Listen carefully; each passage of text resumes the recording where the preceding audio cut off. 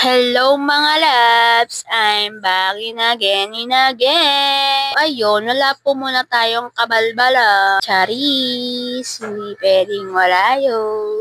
Samahan nyo nga po pala ako magluto ng vegan longganisa. Oh, mga loves, akala nyo sa vegan lang meron nito. Meron din dito sa lugar namin. Anyway, mga loves, namiss ko siya kainin, pero ako di niya namiss.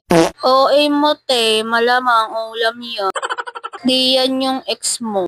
Alam niyo po ba mga loves, nalaman ko lang ito sa partner ko nung namasyal kami sa Biga. Sabi niya, masarap daw ang longganisa doon, kaya sabi ko, try natin. Kaya ayun, mga loves, bumili kami ng partner ko. At unang tikim, mga loves, ay totoo, masarap siya, lalo na kung may sukat labuyo.